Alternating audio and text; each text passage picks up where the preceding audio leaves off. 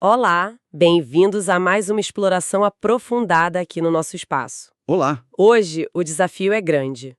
Vamos encarar um gigante do pensamento, Immanuel Kant, e sua crítica da faculdade do juízo. Um desafio e tanto, mas fascinante. Temos em mãos alguns trechos essenciais onde ele tenta decifrar algo que a gente faz o tempo todo. Julgar se algo é belo, se nos agrada, ou se nos causa aquela sensação de uau, de sublime. Exato. Aqueles julgamentos que parecem tão pessoais, né? Gosto não se discute. Pois é, mas Kant suspeitava que havia algo mais universal por trás disso. Exatamente. O material é denso, não há como negar, mas é uma investigação fascinante sobre nós mesmos. A grande questão que Kant coloca é, quando dizemos isto é belo, é só uma opinião minha? Tipo, gosto de sorvete de chocolate? Ou tem algo mais aí? Ou estou reivindicando algo que todos deveriam reconhecer? Ele mergulha a fundo para separar o que é apenas agradável aos nossos sentidos, o que a gente considera bom por razões práticas ou morais, e o que é especificamente a experiência do belo. Então, nossa missão aqui é desvendar esses conceitos kantianos. O que raios é um juízo de gosto? Uhum. Qual a diferença crucial entre achar algo belo, simplesmente, gostoso ou moralmente bom? E essa ideia do sublime que parece ir além da beleza. Isso. Vamos investigar juntos essas ideias, tentando entender a lógica por trás de nossos próprios julgamentos estéticos. Vamos lá. Para começar, Kant logo de cara nos diz que julgar a beleza não é um ato de conhecimento, não é lógico. É um juízo estético. O que isso significa na prática? Significa basicamente que a base desse julgamento é totalmente subjetiva. Não depende de provarmos alguma característica no objeto em si, entende? Ah, tá. Não é sobre objeto, então. Não diretamente. É sobre o sentimento de prazer ou desprazer que a representação desse objeto provoca em nós. A questão não é o que é essa coisa, mas como eu me sinto ao percebê-la. Entendi.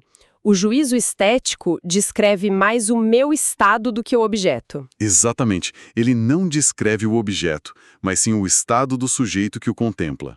É focado na nossa reação interna. Certo, faz sentido ser subjetivo. Mas aí vem um ponto que sempre me intrigou em Kant: o tal do desinteresse. Ah, sim. Fundamental. Ele insiste que, para julgarmos algo como genuinamente belo, não podemos ter nenhum interesse na existência real da coisa.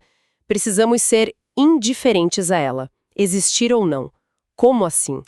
É um ponto crucial e que diferencia o belo das outras formas de prazer.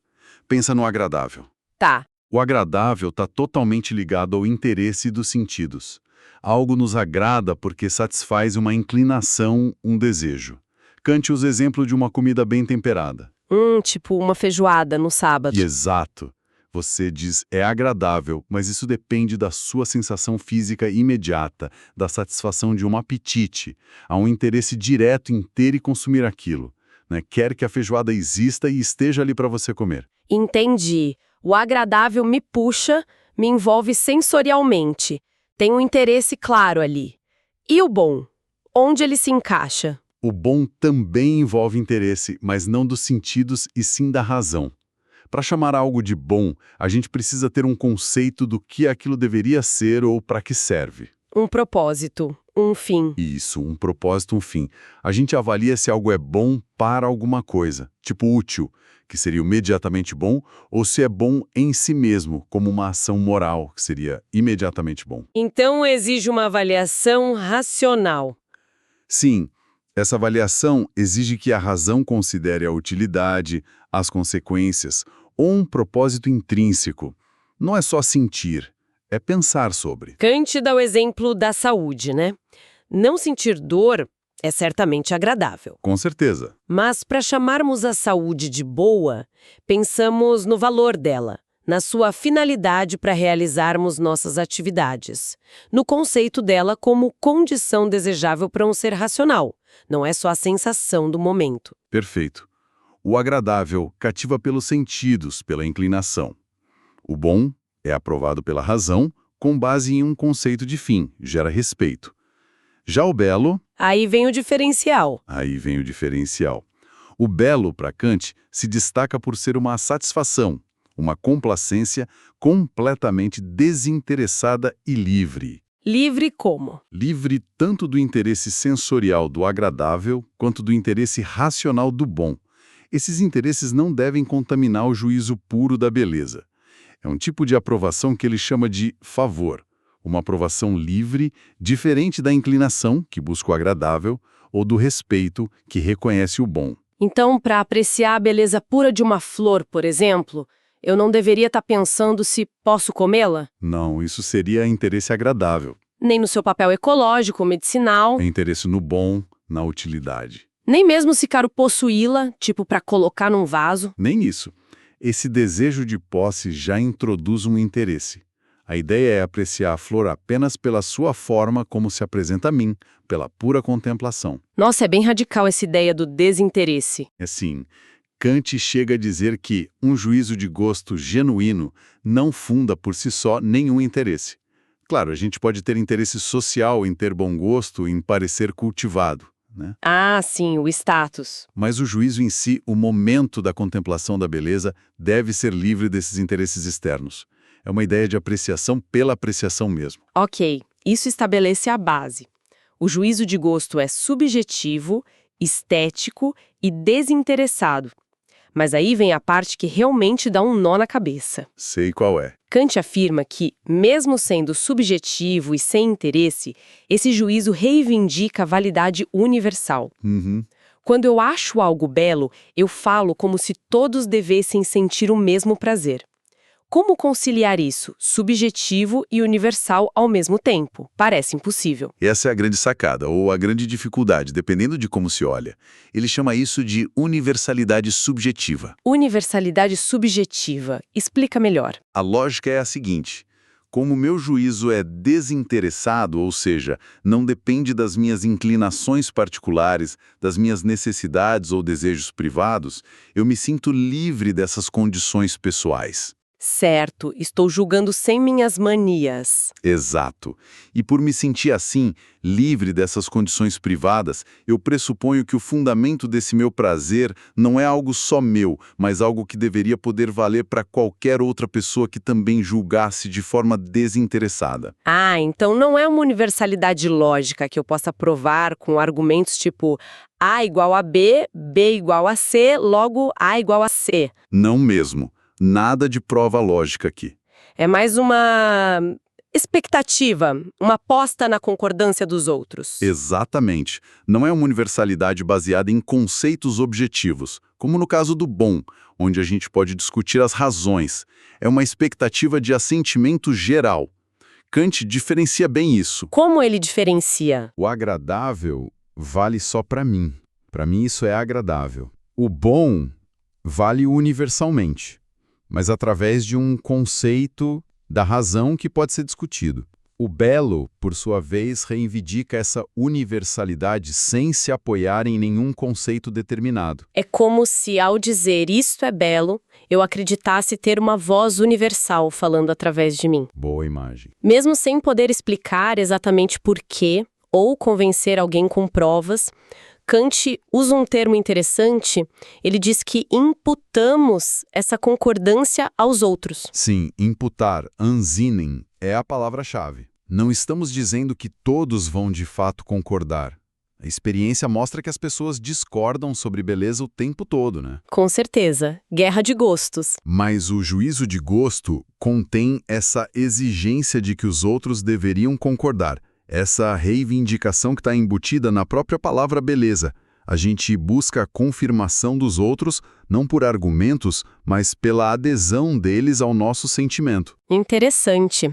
Ele até diferencia um juízo como esta rosa específica é bela, que seria o juízo de gosto estético puro com essa pretensão universal, de um juízo geral como rosas em geral são belas, que já seria um juízo lógico baseado em várias experiências estéticas. Isso, já tem um conceito aí. E também de esta rosa é agradável pelo cheiro, que seria um juízo estético, mas puramente sensorial e sem pretensão universal. Perfeito. A distinção é sutil, mas crucial para ele. E ele reforça que não existe uma regra objetiva, um critério externo que possa forçar alguém a achar algo belo. Não tem fórmula para beleza, então. Nenhuma. O fundamento dessa voz universal é algo que ele ainda vai investigar mais a fundo, a ideia de um senso comum estético. Mas, por enquanto, é essa ideia de uma base comum subjetiva que permite a reivindicação de universalidade. A pessoa que julga se sente justificada por ter consciência de separar o belo do meramente agradável ou do bom. Certo. Já temos, então, subjetivo, desinteressado e com pretensão de universalidade sem conceito determinado. Isso nos leva ao próximo ponto crucial. Em que exatamente se baseia esse juízo de gosto puro? Kant insiste que é na forma do objeto. Exatamente. A forma. O que ele quer dizer com isso e como ele separa isso de coisas como atrativos ou emoções? Para Kant, o que realmente importa no juízo de gosto puro é a forma da finalidade. Forma da finalidade. Meio abstrato isso. Parece abstrato, mas significa como as partes do objeto se organizam, como elas se relacionam, criando uma estrutura que parece ter um propósito para a nossa percepção. Parece, mas não tem um propósito definido. Isso.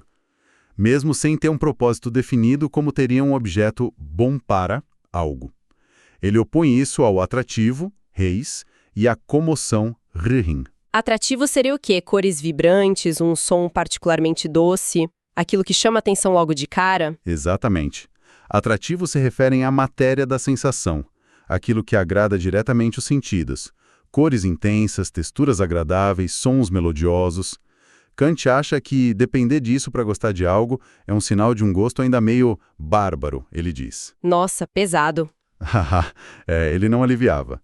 E a comoção, por outro lado, são emoções mais fortes, que mexem com a gente, mas que para Kant pertencem mais ao domínio do sublime, não da beleza pura. Entendi. Então a beleza pura é mais serena, focada na estrutura. Isso. Ele dá exemplos bem claros disso nas artes. Diz que o desenho é o essencial nas artes plásticas. A linha, a composição, a estrutura. As cores podem até embelezar, dar vida, mas são secundárias, pertencem ao atrativo. E na música? Na música, seria a composição, a estrutura formal da melodia e harmonia, não apenas o timbre agradável de um instrumento, sabe? A forma como as notas se relacionam no tempo. Essa primazia da forma é bem forte nele. É central. Ele até entra numa discussão interessante sobre se cores puras ou sons puros poderiam ser considerados belos em si. Ele menciona a teoria de Euler, que sugeria que cores e sons pudessem ser decompostos em vibrações regulares, matemáticas. Tipo a física do som e da luz. Isso. Se fosse assim, talvez pudessem ser vistos como tendo uma forma, um padrão regular de impressões, e, portanto, serem belos, e não apenas sensações agradáveis. Mas, ainda assim, a ênfase principal de Kant recai na figura, na estrutura, no jogo das formas ou das sensações organizadas. E os ornamentos, tipo molduras, detalhes arquitetônicos, como entram nisso? Kant chama esses elementos de parerga. Eles só contribuem para a beleza se tiverem eles mesmos uma forma bela que se integre à forma principal do objeto. Se combinarem harmonicamente. Exato. Se eles servem apenas para chamar atenção pelo atrativo, como uma moldura dourada muito chamativa numa pintura simples, eles os considera meros adornos, schmuck, que na verdade prejudicam a beleza genuína, distraindo da forma essencial. Entendi. O foco é na estrutura, na organização percebida. Isso parece levar a outra distinção importante que ele faz, entre beleza livre e beleza aderente. Qual a diferença aqui? Boa pergunta. A beleza livre, por título vaga, é aquela que a gente julga sem ter nenhum conceito prévio do que o objeto deveria ser. Como assim? São coisas que nos agradam puramente pela sua forma, sem que a gente pense, isso serve para quê? Ou isso está bem feito para o seu propósito. Kant dá exemplos como flores, muitos pássaros. Ele cita papagaios, colibris. Coisas da natureza, principalmente. Isso, e também conchas, desenhos abstratos, ele fala de arabescos, desenhos à la grecque, folhagens decorativas e até música instrumental sem texto, que ele chama de fantasias. O juízo sobre essas coisas seria o mais puro. pois a imaginação está livre para apreciar a forma sem ser limitada por um conceito de finalidade. Entendi. A imaginação brinca livremente com a forma e a beleza aderente, pulcritudo adherens. Essa pressupõe um conceito do que o objeto é e qual a sua finalidade ou perfeição. Ah, aí já entra um dever ser. Exatamente. A beleza de um ser humano, homem, mulher, criança, de um cavalo, de um edifício, igreja, palácio, arsenal, depende do nosso conceito do que essas coisas devem ser para cumprir seu propósito ou atingir a sua perfeição. Então o julgamento fica contaminado pelo conceito. Contaminado é forte, mas sim, o juízo aqui já não é totalmente puro, porque a nossa avaliação da beleza se mistura com o conceito do bom, no sentido de quão bem o objeto realiza sua função ou corresponde ao seu conceito. A beleza aderente está condicionada por um conceito de fim. Então, se eu acho um prédio bonito, parte do meu julgamento pode estar ligada à minha ideia do que um prédio deveria ser ou fazer. Tipo funcionalidade, adequação ao entorno, exatamente. Por isso Kant diz que o juízo sobre ela não é completamente livre e puro, como o juízo sobre a beleza livre. Ele argumenta que muitos julgamentos que fazemos sobre beleza na vida real são, na verdade, sobre beleza aderente. Isso se conecta com a ideia de um ideal de beleza, certo? Kant diz que só faz sentido buscar um ideal para belezas aderentes e especialmente para a figura humana. Por quê? Sim, o conceito de ideal só se aplica onde há um conceito de fim objetivo, de perfeição intrínseca. E o ser humano é o único ser na natureza que, segundo Kant, tem o fim de sua existência em si mesmo, capaz de definir seus próprios fins pela razão. A nossa autonomia moral. Isso. Por isso, a beleza humana pode ser julgada em relação a fins essenciais e universais, permitindo a formação de um ideal. Esse ideal de beleza humana teria dois componentes. Quais seriam? Me deixou curiosa. Primeiro, a ideia normal estética. É como se fosse um padrão médio da espécie. Uma imagem composta que a imaginação cria a partir da experiência de ver muitos indivíduos. Tipo um rosto médio gerado por computador. É quase isso. Kant até imagina um processo quase fotográfico de sobreposição de imagens para achar a média, resultando numa figura academicamente correta, como ele diz, citando Duríforo de Policleto como exemplo de regra. Uma beleza correta, mas talvez sem muita personalidade. Meio sem graça. Exato. Ele mesmo nota que rostos perfeitamente regulares, que se aproximam dessa ideia normal, muitas vezes não dizem nada. Expressam mais a espécie do que o indivíduo com suas características marcantes. Falta algo. E o que falta? Qual o segundo elemento? O segundo elemento do ideal vem para complementar isso, a ideia da razão. Esta introduz a expressão do moral na figura. Um moral? A beleza física mostrando algo moral? É essa a ideia. A figura idealmente bela não é só fisicamente correta. Ela deve expressar visivelmente qualidades morais como benevolência, pureza de coração, fortaleza, serenidade. É a alma transparecendo na forma física, entende? Uau! Então a beleza ideal humana é física e moral ao mesmo tempo? Exato. É isso que realmente eleva a figura humana a um ideal de beleza para Kant. Por isso, o juízo sobre um ideal não é puramente estético, baseado só na forma, mas já está intelectualizado, misturado com conceitos morais. A moralidade dá à vida a forma correta. Fascinante essa conexão entre o estético e o moral já aparecendo aqui com força. Mas Kant não para na beleza. Ele nos leva a outra experiência igualmente poderosa, talvez até mais, o sublime. Ah, o sublime. Outro universo. Como ele define o sublime e o diferencia do belo? São coisas totalmente diferentes. São experiências bem diferentes, sim. Enquanto o belo está ligado à forma, à limitação, a uma sensação de harmonia e finalidade para o nosso entendimento. O belo parece feito pra gente, de alguma forma. Isso. O sublime nasce do informe, do ilimitado, daquilo que parece violar a finalidade, que faz violência à nossa imaginação. Kant o define como aquilo que é absolutamente grande, que ultrapassa qualquer medida ou comparação que nossos sentidos possam fazer. Grande em que sentido? Tamanho físico? Poder? Pode ser ambos. Ele distingue o sublime matemático, ligado à grandeza que a nossa imaginação não consegue abarcar de uma só vez. Tipo olhar o céu estrelado e se sentir minúscula? Ou as pirâmides de perto? Exatamente. A vastidão do céu, as pirâmides vistas de muito perto, a imensidão do oceano. A imaginação tenta, mas não consegue fechar a imagem toda. E o outro tipo? É o sublime dinâmico, ligado à natureza como poder avassalador. Pensa em tempestades, vulcões em erupção, cachoeiras gigantescas, penhascos ameaçadores. Coisas que dão medo, na verdade. Exato, que inspiram medo, Gewalt, que mostram a força, Macht, da natureza. Mas ele diz algo curioso, que o sublime não está propriamente no objeto natural, na montanha ou na tempestade. Não. Onde está, então? Está em nós, no nosso ânimo. Os objetos da natureza são apenas a ocasião que desperta esse sentimento. Como assim? O que acontece é um processo meio que em duas etapas. Primeiro, a gente sente a inadequação, a impotência da nossa imaginação para apreender aquela grandeza no matemático ou para resistir àquele poder no dinâmico. Isso gera um certo desprazer, uma sensação de limite, de frustração da imaginação. Faz sentido. A gente se sente pequeno, incapaz. Mas o sublime não é só desprazer, certo?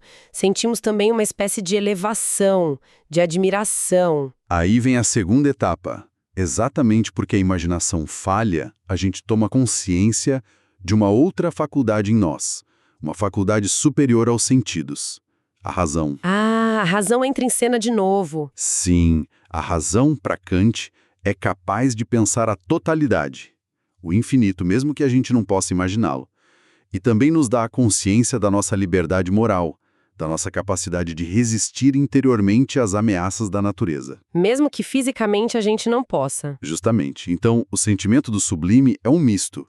Tem um desprazer pela falha da imaginação, mas tem um prazer pela descoberta dessa nossa capacidade suprassensível, racional e moral, que nos eleva acima da natureza sensível. Entendi. Então, olhar para o Oceano Furioso, desde que a gente esteja em segurança, como ele diz, Fundamental. A segurança é chave. nos faz sentir pequenos fisicamente, mas ao mesmo tempo gigantes moralmente, por sabermos que nossa dignidade humana não depende dessa força bruta. É isso. Precisamente. Se a gente estivesse realmente em perigo, sentiria apenas medo, mas a contemplação segura do poder da natureza revela essa sublimidade própria de destinação que temos como seres racionais e morais, independentes da natureza física.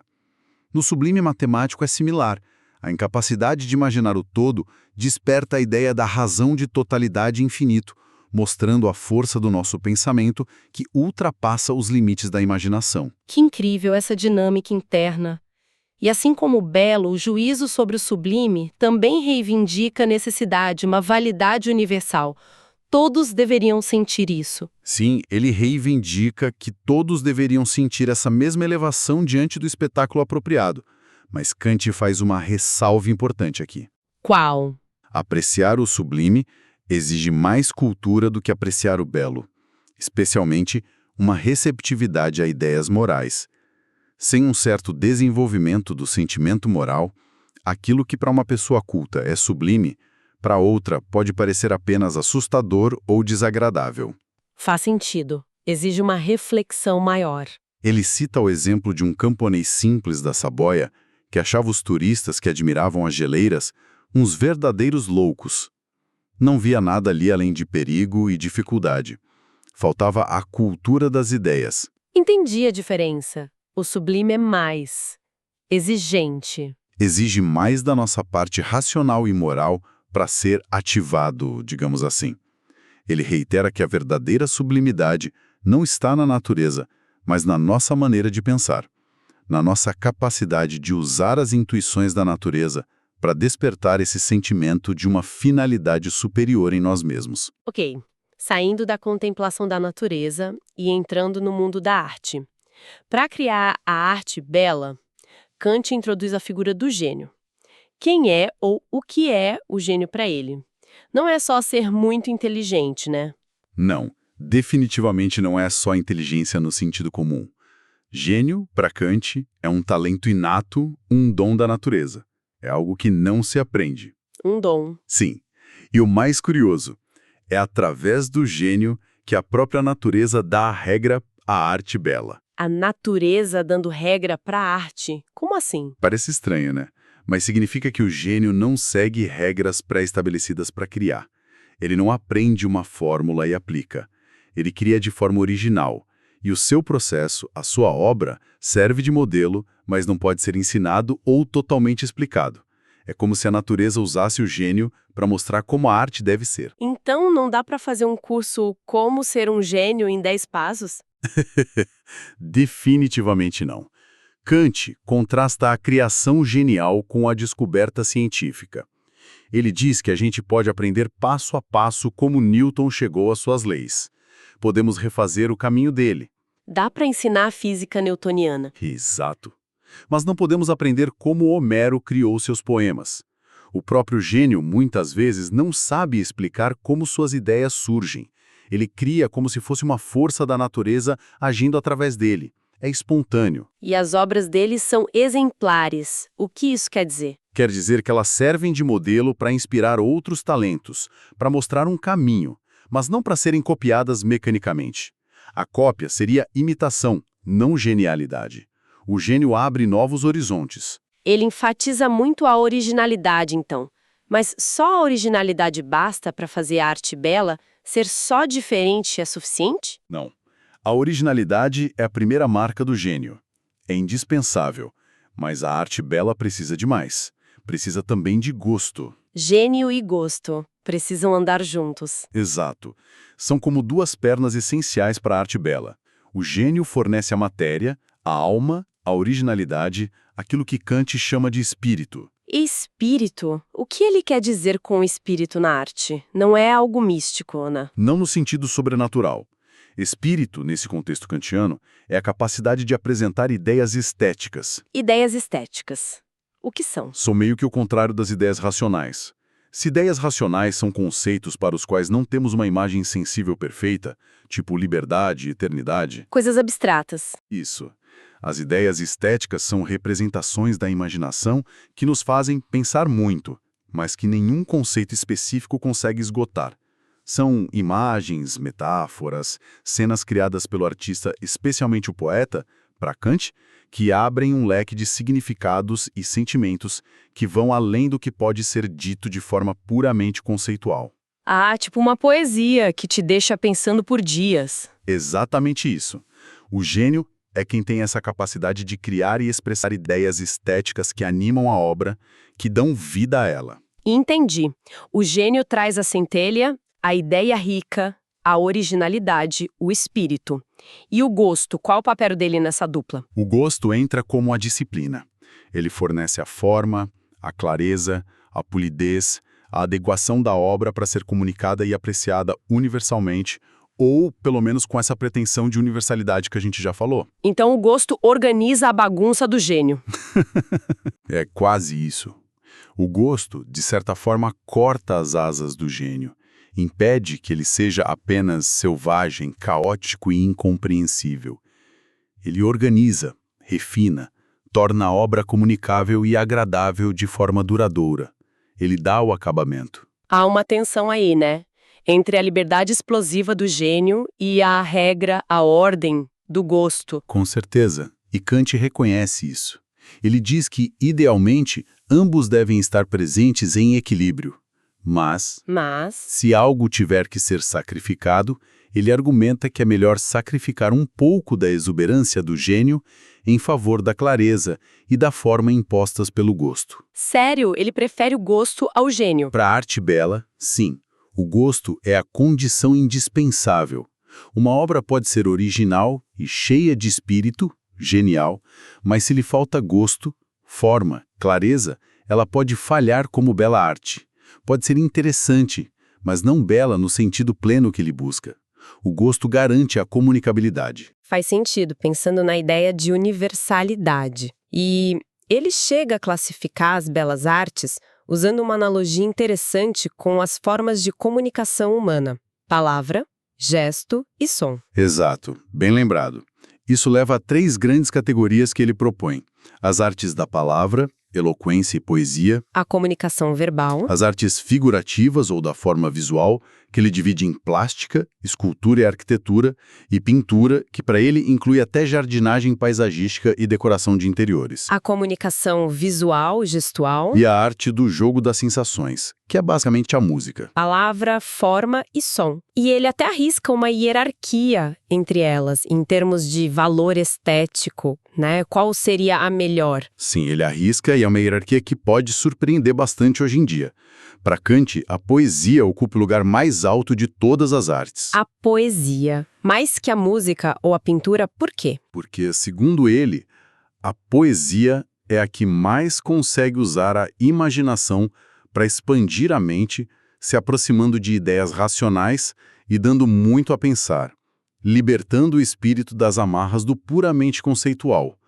Ela consegue, na visão dele, apresentar ideias racionais de forma sensível e ideias estéticas de forma rica, como nenhuma outra. E a música, onde fica nessa história? Muita gente hoje diria que é a mais poderosa. Pois é, mas para Kant, a música, apesar de ele reconhecer seu poder de mover o ânimo profundamente, ele a coloca no último lugar entre as belas artes em termos de cultura do espírito. Último lugar, Porque ele a considera mais como um gozo, genus, um prazer sensorial agradável, do que como algo que realmente expande nossas faculdades cognitivas em direção ao conhecimento ou a ideias claras. Como ela lida principalmente com sensações sem conceitos definidos, seu valor para a razão seria menor. Ela mexe mais com o sentimento do que com o intelecto, na visão dele. que visão. Ele até reclama que a música pode ser incômoda para os vizinhos. Sim, ele faz um comentário sobre a falta de urbanidade da música, que pode se impor aos outros mesmo que eles não queiram ouvir. Uma visão bem particular. Curioso mesmo. E as artes visuais? Pintura, escultura. As artes figurativas, escultura, arquitetura, pintura, ficam no meio da hierarquia dele. Elas combinam o jogo livre da imaginação com a conformidade ao entendimento, criando produtos duradouros que podem veicular conceitos e promover a cultura das faculdades superiores de forma mais estável que a música, talvez. Ele parece dar uma ligeira preferência à pintura dentro desse grupo, por ela poder se aproximar mais das ideias e expandir o campo da impressão visual. Entendi a lógica dele, mesmo que a gente discorde hoje. E ele ainda encontra espaço para analisar o riso. Achei essa parte bem inesperada no meio da crítica. Sim, é um parágrafo curioso no finalzinho da discussão sobre as artes. Ele define o riso como um afeto que surge da súbita transformação de uma expectativa tensa em nada. Tipo uma piada que te pega de surpresa. Exato. É um jogo de pensamentos que provoca uma reação corporal. A piada cria uma expectativa, o desfecho absurdo ou inesperado a frustra, e essa descarga súbita gera uma vibração física, ele fala, nos órgãos internos, no diafragma, que ele associa a um sentimento de saúde, de bem-estar físico. É mais um prazer corporal, um deleite, do que um juízo estético puro sobre o belo. Uma análise quase fisiológica do humor. Bem kantiano, né? Analisar tudo. Bom, caminhando para o final da jornada kantiana, pela estética, ele percebe uma aparente contradição, uma antinomia nos próprios princípios do gosto. Ah, sim, a antinomia do gosto. De um lado, a tese. O juízo de gosto não se baseia em conceitos. A gente já viu isso, né? Não tem prova lógica. Certo. Tese sem conceitos. Do outro, a antítese. O juízo de gosto se baseia em conceitos. Ué, como assim? Ele se contradiz. Parece contradição, mas a solução dele está em perceber que a palavra conceito está sendo usada em dois sentidos diferentes aqui. Ah, tá. Explica isso. A tese não se baseia em conceitos está correta se a gente pensar em conceitos determinados do entendimento. Aqueles que poderiam ser usados para provar logicamente que algo é belo. Como vimos, Kant nega que isso seja possível. Não podemos disputar sobre gostos usando provas lógicas. Ok, então a tese fala de conceitos lógicos determinados, tipo, isso é vermelho porque reflete tal comprimento de onda. Beleza, não funciona assim. E a antítese? Baseia-se em conceitos. Que tipo de conceito seria esse, então? A antítese, para Kant, também está correta, mas ela se refere a um tipo diferente de conceito. um conceito indeterminado da razão. Indeterminado, vago. Vago e, mais importante, não cognoscível diretamente. Especificamente o conceito do substrato suprassensível que estaria por baixo de todos os fenômenos, tanto do sujeito quanto do objeto. Suprassensível. Tipo algo além da nossa experiência. Exatamente. É a ideia de uma base comum, profunda e inacessível ao conhecimento direto, que garante a possibilidade de uma harmonia entre nossas faculdades, imaginação e entendimento, e, por consequência, a possibilidade de um acordo universal nos juízos de gosto.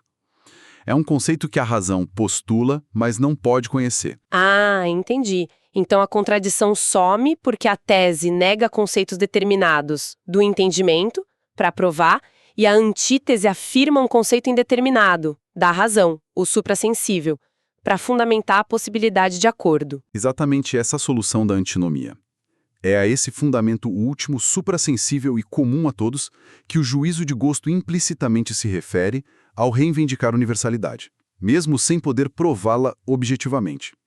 É um conceito que não serve para conhecer, mas para fundamentar a possibilidade da experiência estética como universalmente comunicável. Ufa, complexo, mas engenhoso como sempre com Kant. E para fechar o círculo, ele finalmente conecta de forma explícita o belo ao moralmente bom. Como ele faz isso? A gente já viu uma pista na beleza aderente e no ideal. Sim, ele retoma essa conexão no final através da ideia de simbolismo. O belo, ele argumenta, não é o moralmente bom. Não são a mesma coisa. Não são a mesma coisa, mas o belo funciona como seu símbolo. Ele encontra uma série de analogias formais entre o modo como a gente julga o belo e o modo como a gente julga o moral. Que tipo de analogias? Parecências na estrutura do julgamento? Isso, na estrutura. São 4 principais que ele aponta. 1. Ambos aprazem imediatamente, sem depender de um conceito prévio para o prazer inicial, o belo na reflexão, o moral no próprio conceito de dever. Ok, prazer imediato. 2. Ambos aprazem sem interesse prévio no sentido de inclinação ou utilidade. O interesse moral é consequência do juízo sobre o dever, não sua causa, assim como o juízo de gosto é desinteressado. Sem interesse prévio. 3. Ambos envolvem uma ideia de liberdade em harmonia com uma lei, a imaginação livre em harmonia com a legalidade do entendimento no belo, a vontade livre em harmonia com a lei moral da razão no bom. Liberdade e lei. E 4. Ambos reivindicam validade universal a partir de um princípio subjetivo, o sentimento no belo, a autonomia da razão no moral, que não pode ser totalmente demonstrado por conceitos universais objetivos. Universalidade subjetiva. Nos dois casos, entendi as analogias. Então, por causa dessas semelhanças estruturais na forma de julgar, o belo pode funcionar como um símbolo do bem moral? Isso. Essa analogia, que Kant acredita ser natural e até um dever nosso cultivar, permite que a experiência do belo nos prepare e nos eleve do prazer meramente sensível para o interesse pelas ideias morais. Como uma ponte. Exatamente, como uma ponte.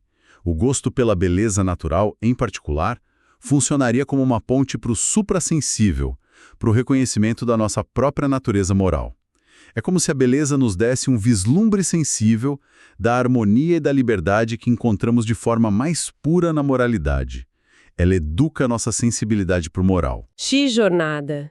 Realmente, Kant nos força a repensar o que acontece quando a gente diz bonito, agradável ou sublime. Passamos pela subjetividade universal do gosto, a diferença entre beleza pura e condicionada, a experiência avassaladora do sublime que revela a nossa força interior e até o papel misterioso do gênio e do gosto na criação artística. É muita coisa. É uma análise incrivelmente rica que mostra como nossos julgamentos estéticos estão enraizados na própria estrutura das nossas faculdades mentais, imaginação, entendimento, razão, e como eles se conectam, para Kant, de forma muito profunda, com nossa dimensão moral. A beleza nessa visão definitivamente não é algo superficial. Ela aponta para algo fundamentado sobre o que significa ser humano e interagir com o mundo. E fica aquela pergunta ecoando, né? Se o belo é um símbolo do bem moral, como essa relação ressoa hoje em nosso mundo tão diferente, tão cheio de imagens, de estímulos, Será que a gente ainda percebe, mesmo que inconscientemente, essa conexão entre a forma que nos agrada e um sentido mais profundo de valor? Ou será que nosso gosto se desconectou completamente dessa dimensão que Kant apontava? Virou só consumo, só sensação passageira? Uma excelente questão para a gente continuar pensando. A forma como consumimos e valorizamos a arte e a beleza mudou radicalmente, sem dúvida nenhuma.